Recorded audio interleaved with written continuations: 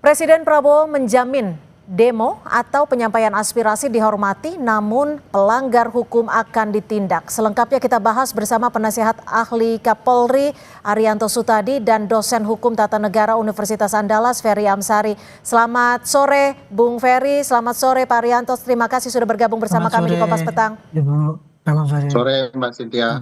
Ya, selamat sore. Bung Ferry, kalau Anda melihat dan juga menilai arahan dari Presiden Prabowo Subianto terkait soal langkah tegas, apakah ini sudah sesuai dengan prinsip demokrasi menurut Anda?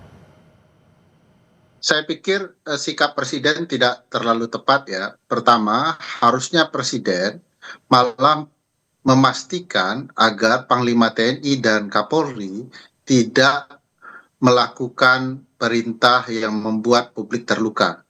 Misalnya dengan meminta kepada Panglima TNI dan Kapolri agar jangan lagi melukai warga. Jadi tugas kepolisian adalah memastikan pengawalan aksi dan memastikan tidak terjadi upaya menyelundupkan kepentingan-kepentingan sehingga merusak wajah aksi itu. Saya tidak punya keyakinan bahwa para pelaku demonstrasi melakukan tindakan-tindakan yang anarkis berupa pembakaran berbagai kantor yang menjadi pusat kekuatan keamanan kita seperti kantor kepolisian. Mereka nggak mungkin bisa membakar kantor kepolisian dengan leluasa, apalagi membakar fasilitas umum. Oleh karena itu yang perlu diberikan oleh Presiden kepada publik adalah rasa perlindungan, yaitu pastikan aparat tidak memukul mereka. Dengan demikian publik juga akan merasa diayomi oleh Presiden. Jadi tidak ada upaya publik untuk kemudian melakukan langkah-langkah perlawanan yang sifatnya meragukan kredibilitas negara. Pak Arianto, sebenarnya arahan dari Presiden yang sudah disebutkan oleh Kapolri dan juga Panglima ini, koridornya sejauh mana sih kalau kita bicara soal aksi anarkistis? Ya, kalau dari pandangan saya ya, Pak Presiden. Saya harusnya sebaliknya agar mampu merangkul besar dan publik luas bahwa Presiden betul-betul mampu membahagiakan publiknya. Oke, gimana Pak Arianto? Kalau dari pandangan saya ya, Pak Presiden itu memberikan arahan itu tadi karena melihat kejadian yang akhir-akhir ini. Ini kan dalilnya kan unjuk rasa kemudian terjadi orang meninggal. Langsung dikonotasikan bahwa ini aparat memberangus orang berunjuk rasa sampai menimbulkan meninggal. Padahal yang terjadi di lapangan itu adalah di tengah-tengah ada praktek unjuk rasanya sudah selesai, kemudian kelompok yang lain itu adalah penyusup yang hanya untuk membuat kegaduhan, sehingga timbulnya kegaduhan. Dan kemudian bahkan terjadi pengerusakan, seperti terjadi mengerusak asrama Brimob itu bisa dimaklumi ya, karena itu mungkin marah rakyat karena itu ya. Tapi tangan itu bukan dalam rangka unjuk rasa itu loh. Jadi sekarang akibat daripada begitu masifnya, selama ini polisi nggak berdaya sama sekali itu. Kemudian penjaraan di mana-mana terjadi dan tidak ada tindakan apa-apa. Itu akibat daripada kondisi yang sedemikian masif. Mengukur aksi anarkistisnya melalui tahap-tahap seperti apa? Bisa diukurnya, tolak ukurnya seperti apa? Nggak usah diukur tahap-tahapnya, Bu. Yang namanya anarkis itu adalah perbuatan kalau merusak ya itu anarkis.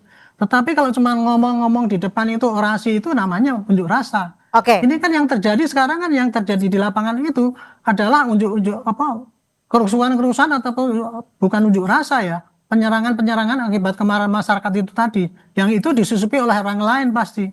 Nah itulah yang harus ditindak juga. Jadi menurut saya sih arah Pak Presiden itu tadi untuk mengingatkan ya kepada para yang menyampaikan unjuk rasa itu, marilah kita bicara damai, tetapi kepada perusuh itu harus ditindak. Tapi mohon maaf saya potong Pak Arianto. Kalau kita lihat dari aksi unjuk rasa ini kan bukan hanya berlangsung Sabtu ataupun Jumat kemarin, tapi berlangsung sejak hari Senin 25 Agustus 2025 di mana massa aksi tidak bisa menyampaikan suaranya di depan bahkan di depan gedung. Saya itu, Bu. Saya tidak percaya dengan massa tidak bisa menyampaikan aksi ya, Bu. Karena ya protap daripada polisi kalau menghadapi ini unjuk rasa itu memang macam-macam, Bu. Tugas polisi di situ bertumpuk-tumpuk. Ya, satu, kepada yang mengajukan orasi, dia harus melindungi, memberikan kesempatan. Kepada penonton, dia harus mengunduhi pengamanan. Tetapi kepada perusuh, polisi harus bisa mencegah, jangan sampai orang itu memprovokasi. Kepada orang-orang yang udah anarkis, polisi harus bertindak, menangkap dan memproses itu. Itu yang terjadi itu. Jadi kalau selama ini tidak bisa dikatakan bahwa itu proses unjuk rasa, kita tidak bisa menyampaikan orasi karena represif. Itu saya tidak percaya lagi, karena saya melihat kenyataan yang di lapangan yang terjadi sekarang ini adalah kerusuhan gitu. Unjuk rasanya ya, contoh saja yang waktu buruh kemarin tuh, unjuk rasa buruh selesai itu sampai jam 1. Tapi kemudian yang datang berikutnya sampai sore itu kan perusuh jadinya yang terjadi, bukan pengunjuk rasa. Baik. Ini yang makanya ini narasi ini harusnya jangan dipublikasikan sehingga tidak mendidik rakyat gitu. Saya gitu Bu, terima kasih. Anda sepakat Bung Ferry atas pernyataan Pak Arianto? Cukup jelas pernyataan Pak Arianto ya, bahwa pelaku kerusuhan bukanlah massa aksi, tetapi orang di luar massa aksi. Pertanyaan besarnya, siapa mereka pelaku kerusuhan? Kenapa kemudian diidentikan dengan massa aksi? Di beberapa bukti yang disebarkan oleh masyarakat di media sosial Pak Arianto, itu jelas di antara pelaku kerusuhan itu adalah aparat sendiri dan militer. Itu sebabnya ini perlu diwaspadai, jangan sampai ada upaya menunggangi inti dari persoalan yang disampaikan publik menjadi persoalan yang bergeser ke arah poin keamanan. Itu sebabnya saya dan teman-teman meminta agar militer kembali ke barak. Ini urusan sipil bisa diselesaikan dengan cara-cara sipil. Kedua, banyak sekali langkah-langkah kepolisian itu bukan langkah-langkah persuasif. Mestinya dari awal masa aksi itu memang dikawal, bukan untuk dipukul. Nah, apakah kemudian ada upaya-upaya kepolisian untuk kemudian melakukan suasana kebatinan masa aksi menjadi bergejolak juga terbukti. Kalau Pak Arianto mau fair, kemarin di Polda Metro Jaya, sebagian dari kepolisian itu makan dengan lahapnya di atas, padahal orang sedang melakukan unjuk rasa. Jadi ada kesengajaan untuk mempertontonkan amarah publik untuk memancing. Sehingga ada kemungkinan dengan cara-cara tersebut dilakukanlah tindakan-tindakan untuk kemudian memaksa publik mundur. Nah, bagi saya, aparat dan militer harus sama-sama menjalankan konstitusi, di mana fungsi mereka dijalankan dengan baik. Yang perlu dilindungi itu rakyat, bukan rakyat yang kemudian dipukuli, begitu ya. Bagaimana Pak Arianto, ketika apa yang disampaikan Bung Ferry, jika memang itu benar yang terjadi di lapangan, evaluasinya akan seperti apa dari Polri sendiri? Saya tidak menyangkal ya apa yang disampaikan Pak Ferry itu kan. Tapi itu hanya sebagian daripada yang diviralkan. Sedangkan yang polisi yang on the right track, yang berhasil, yang bisa mengamankan selama ini jarang diviralkan. Tetapi apabila kekerasan itu melibatkan aparat, itu pasti viralnya cepat sekali. Sedangkan ada anggota polisi yang dia diajar oleh massa, itu kan banyak sekali. Kemarin juga dari rekaman-rekaman itu juga ada itu. Jadi intinya begini ya, polisi ya dari dulu itu sudah berusaha untuk menyadari bahwa sejak ada undang-undang penyampaian pendapat di muka umum itu, kita sudah dididik ya Pak. Dalam menangani unjuk rasa itu tugas pokok kita adalah memberi kesempatan dan melindungi mereka bisa berorasi secara damai. Itu sudah kita tanamkan pada prajurit di lapangan Bu, gitu. Dan kemudian kebiasaan-kebiasaan dari dulu bahwa kita itu meredam ataupun melakukan kekerasan itu sudah ditekan, tetapi anggota di lapangan itu juga terbatas kesabarannya. Kadang-kadang orang yang sudah seharian bertugas dari pagi sampai sore dalam kelelahan yang demikian, kemudian diperlakukan kayak gitu, ditendangi, dilempari gitu, ya pasti ada batas-batasnya itu. Maka terjadilah ekses-ekses yang di lapangan itu. Dan ini sudah kita antisipasi dengan cara yaitu kita melakukan penggantian, kemudian perawatan pada petugas yang di lapangan itu sampai Pak Arianto, lapar atau dan sebagainya itu. Usaha itu dilakukan, tapi masih kalah dengan viralitas daripada apa yang negatif itu, dan kemudian untuk memberangus seakan-akan kita itu masih eksesif, represif dan memberangus kebebasan berbicara. Itu yang saya sendiri nggak begitu terima ya sebagai polisi. Kita tuh capek sudah kita di lapangan ditendang-tendang kayak gitu. Jadi jika capek, jika kesabarannya terbatas, sebenarnya bisa tidak diinformasikan kepada masyarakat di ruang publik saat ini protokolnya itu, SOP-nya itu seperti apa ketika massa ingin menyampaikan aspirasinya, tapi juga dilindungi, diayomi? Ya, nah, terima kasih ya.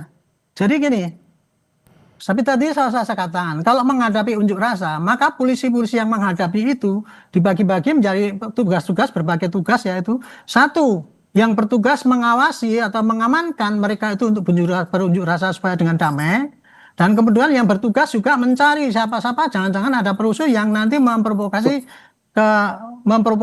kekerasan ataupun tindakan anarkis. Kemudian ada juga yang bertugas mengamankan penonton yang melihat-lihat supaya aman dengan berdamai gitu. Dan kemudian juga yang bertugas mencari siapa sebetulnya provokator yang mendanai ataupun siapa yang menyuruh-nyuruh berbuat negatif. Itu tugas itu sudah dibagi di lapangan. Kemudian yang kedua untuk protap penggunaan kekerasan itu Bu ya. Itu sudah saya sendiri yang dulu bikin protapnya itu tahun 2009. Penggunaan kekerasan yang dilakukan oleh polisi itu definisinya adalah penggunaan kekuatan yang mulai dari yang lemah sampai yang terkeras. Yang paling terkeras adalah menggunakan senjata api. Yang paling lemah penggunaan kekerasan polisi itu adalah satu hanya dengan efek deteren, misalkan menunjukkan identitas kita. Hei tolong berhenti, saya polisi. Itu yang paling lunak itu. Yang lebih meningkat lagi adalah dengan tangan. Disuruh ke sana, disuruh sini mengatur atau menghentikan orang yang melanggar aturan ataupun ya, meningkat lagi penggunaan tangan kosong untuk menghentikan orang yang mau berbuat jahat. Meningkat lagi dengan senjata tumpul dan yang paling tinggi adalah dengan penggunaan senjata api. Senjata api itu pun itu ada aturannya, tahap-tahapnya. Mulai dari tahapan peringatan sampai kemudian penangkalan dan kemudian yang terakhir adalah pelumpuhan apabila itu memang sudah mengancam orang sehingga menimbulkan kematian atau luka parah. Itu step-stepnya sudah ada Bu, sudah diajarkan gitu. Bung Ferry, jika memang tahap-tahapnya sudah ada, SOP-nya sudah ada, lalu bagaimana dampak dari arahan Presiden ini yang sudah disebutkan oleh Pak Kapolri sendiri bisa mempengaruhi ruang demokrasi? Ya, sikap Presiden itu akan membuat bangunan friksi ya antara aparat dan massa aksi. Dengan dinyatakan tindak tegas, apa yang disampaikan Pak Arianto bisa menemukan jalannya. Polisi harusnya memanusiakan manusia, sebagaimana massa aksi juga menghormati kepolisian. Kita tidak boleh mengabaikan Pak Arianto bahwa sebagian dari konflik massa aksi dimulai oleh aparat yang menyamar. Pak Arianto tahulah pola-pola seperti ini. Saya dari dulu adalah bagian dari massa aksi publik. Saya tahu siapa yang melempar itu bukanlah dari masyarakat sipil. Fakta-fakta video yang tersebar di masyarakat memperlihatkan itu. Nah, kalau massa aksi terpancing emosinya, polisi jangan memukul. Kita ikut memviralkan ke Pak Arianto, ada polisi yang sangat baik ya menyampaikan respon bahwa kami ini juga rakyat, kami juga peduli dengan Anda. Itu kita sebarkan. Ya, sama-sama, itulah cara polisi ya, itulah cara juga, polisi profesional bekerja, tapi kebanyakan kan tidak begitu. Kebanyakan malah terlibat dalam upaya-upaya yang menurut saya disengaja untuk membenarkan tindakan represifnya. Nah, ini yang kemudian harus disikapi. Dengan adanya pernyataan Presiden, malah itu akan membuka. Harus diingat, polisi itu adalah sipil yang dipersenjatai. Sekali lagi, sipil. Sementara sikap dari Kapolri mengatakan kami adalah prajurit, sehingga kami siap diperintah Presiden dalam hal apapun. Pernyataan Kapolri dia adalah prajurit itu sudah salah. Dia adalah sipil ya yang dipersenjatai. Sipil sesama sipil. Tugas polisi mengayomi, melindungi, ya itu perintah konstitusionalnya. Tidak ada tugas polisi itu melindas. Jadi jangan salahkan publik kalau kemudian ada langkah-langkah konstitusional yang dilanggar oleh polisi. Ini harus direspon dengan baik hati dan luhur budi Pak Arianto, sehingga Kapolri itu harus lebih persuasif, bahasanya lebih baik, lebih ringan diterima publik ya. Tidak sekedar meminta maaf kepada korban, tapi memastikan pasukannya lebih baik di lapangan. Itu sebabnya itu bahaya pilihan sikap Presiden itu dan dilanjutkan dengan perintah Kapolri untuk tembak. Bagi saya tidak wajar ya rakyat menembak rakyat. Oke, Jangan Bung. mentang-mentang rakyat dipersenjatai, lalu dia boleh menembak rakyatnya sendiri. Oleh Oke. karena itu perlu upaya persuasif yang lebih baik, dan mohon Presiden meringankan situasi dengan menyatakan tolong Ya, Bung polisi dan Ferry, jadi militer artinya Anda tidak menyebut memukul bahwa rakyat. apa yang menjadi arahan Presiden ini tidak menenangkan situasi. Dan bagaimana menurut Tidak Anda menenangkan. terkait dengan pelibatan Ini TNI? Tapi dijawabnya usai jeda, tetap bersama kami di Kompas Petang. Bersama kami di Kompas Petang, Pak Arianto menanggapi apa yang sudah disampaikan oleh Bung Ferry tadi. Lalu kalau kita mengingat ada korban jiwa dalam peristiwa aksi unjuk rasa beberapa hari belakangan ini. Sebenarnya bagaimana mekanisme akuntabilitas dari petugas kepolisian? Maksudnya apa? Kalau itu tadi kemarin ya terjadi yang Brimob Rantis menggilas itu contohnya itu ya. Ya, Itu kan korban jiwa gitu ya itu. betul. Itu dalam hal terjadi musibah seperti itu ya, apalagi itu terjadi korban jiwa. Itu langsung otomatis harusnya melakukan tindakan tegas ya, yaitu memeriksa apakah apa yang terjadi, yang sesungguhnya terjadi. Kemarin itu kok kenapa kok sampai anggota itu dengan kayak semacam panik kemudian masuk ke jalan kemudian sampai melindas orang dan kemudian tidak bisa mundur lagi itu. Nah, itu kan kemarin sudah dijawab ya. Dengan segera dilakukan, saya sendiri menyarankan waktu itu. Ini Kapolri harus segera periksa orang itu dan ketika besok press release harus sampaikan bahwa sudah ditindak yang bersangkutan dan kemudian akan diproses sesuai dengan hukum yang berlaku. Yang bertanggung jawab sayangnya hanya petugas yang ada di lapangan atau seperti apa? ya, akan kalau orang bertugas di lapangan itu Bu, itu sudah merupakan satu kesatuan, itu otomatis semua kesatuannya akan diperiksa pejabat yang di atas itu. Makanya kemarin kepada kejadian peristiwa kemarin itu mestinya 7 orang itu diperiksa ya, mesti ditanya kenapa Anda melakukan tugas ini melarikan mobil motor. Ini kalau kita melihat pengamanan seperti itu ketika belum ada arahan dari Pak Presiden untuk melakukan tindakan tegas. Lalu bagaimana Bu, menjamin bahwa saat ini tidak akan lebih represif sebelumnya, lagi? SOP sebelumnya itu sudah ada tuh protap dalam penanganan ini sudah ada Bu. Apabila terjadi insiden seperti ini, maka otomatis akan diperiksa.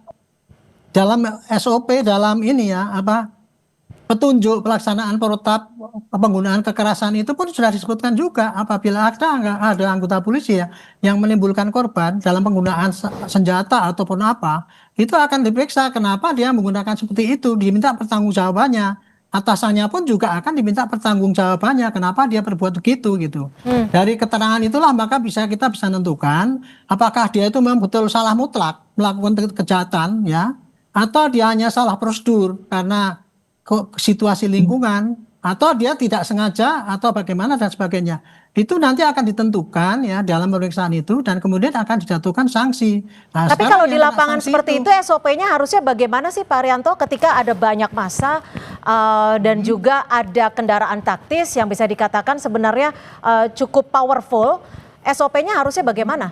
Itu secara teoritis kalau menggunakan senjata SOP kendaraan itu pasti kesana kemari itu perintah daripada yang membidangi itu, entah itu komandan unit atau komandan peleton, kita nggak tahu ya. Saya nggak tahu ukurannya di situ tuh. Tetapi yang jelas itu atas dasar perintah biasanya begitu. Tapi ketika kemarin saya melihat kejadian di lapangan itu, saya jadi ragu ini apakah karena kan itu tidak dalam membubarkan, itu seakan-akan kendaraan itu melaju dengan kenceng gitu, seakan panik ya. Katanya sih kemarin itu katanya dia dikejar masa kemudian mau dilempar bom molotov sehingga itu kencang sehingga akhirnya ketika nabrak juga nggak berani mundur karena di belakangnya sudah ada orang lagi, itu akhirnya terus itu tadi itu yang diperiksa dan kemudian langsung ditentukan bahwa dia itu jelas melanggar SOP, tetapi saya sendiri tidak tahu persis apa pasal apa yang dikenakan untuk itu pasalnya pasti ada. Oke, Bung Ferry, bagaimana Anda melihat seperti ini? Jika memang betul ada kesalahan SOP, apakah menurut perspektif Anda hal ini bisa menjadi suatu hal yang mungkin bisa dimaklumkan? Dan juga bagaimana kita melihat jika memang ada pelibatan TNI dalam penanganan aksi unjuk rasa?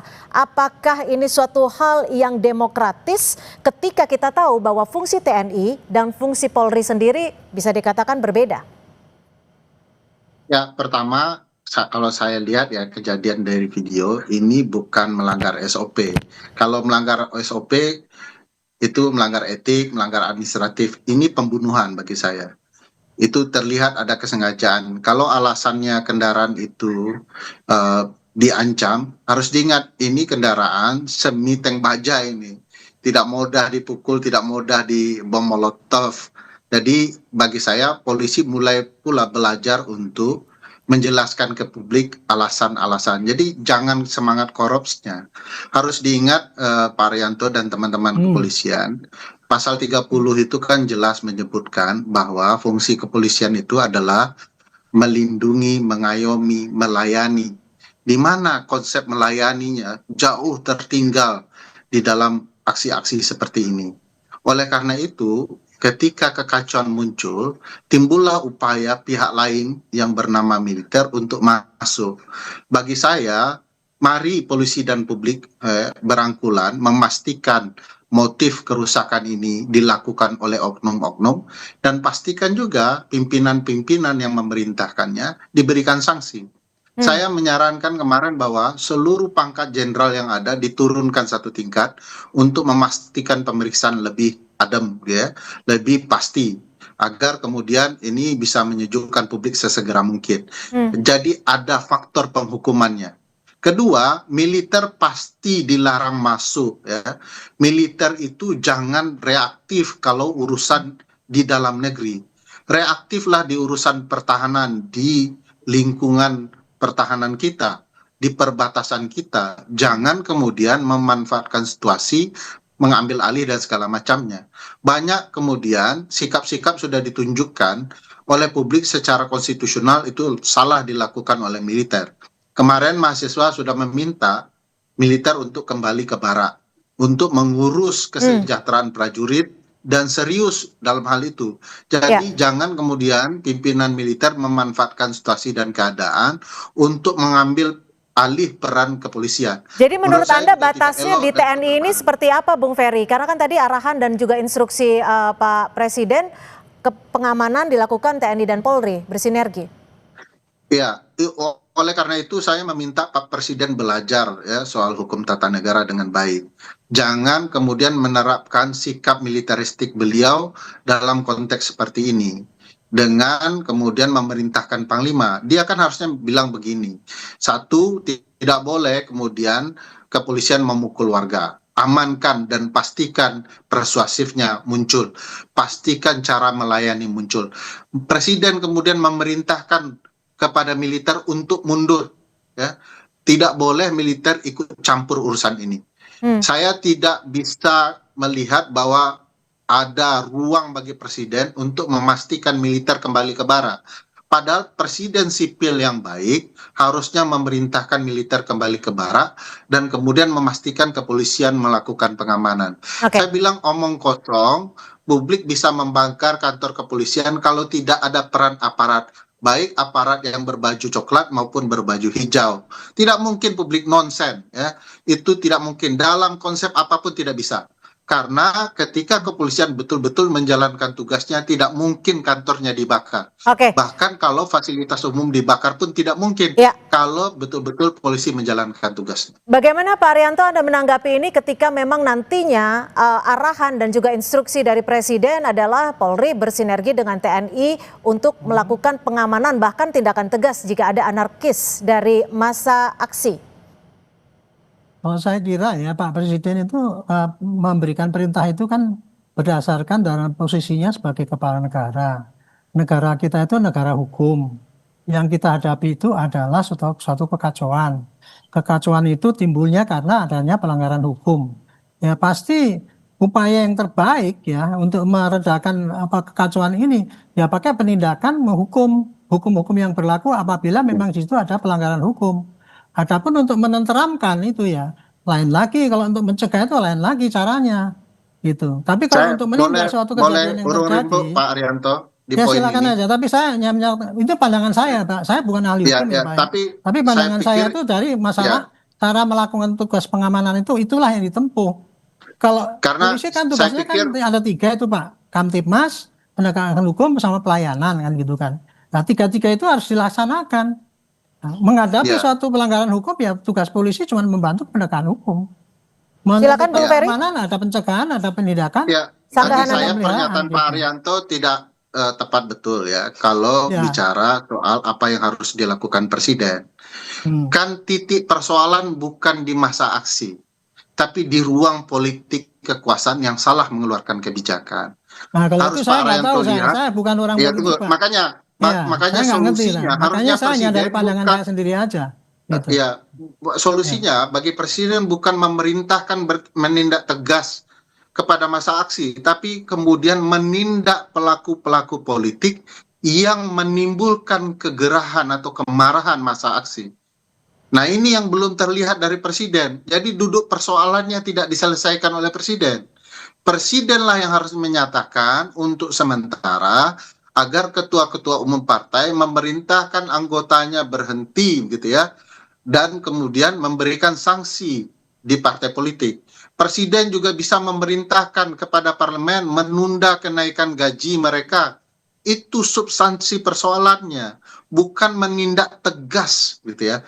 Kalau menindak tegas, saya jamin Pak Arianto, publik yang terluka itu akan semakin reaktif. Jadi carikan solusi yang paling tepat, yaitu ke pokok persoalannya. Kalau presiden menyentuh perasaan publik dengan menyampaikan, saya dengan ini menyatakan mulai hari ini untuk sementara waktu kenaikan gaji dan berbagai upaya para pejabat publik untuk berkunjung ke luar negeri untuk dihentikan.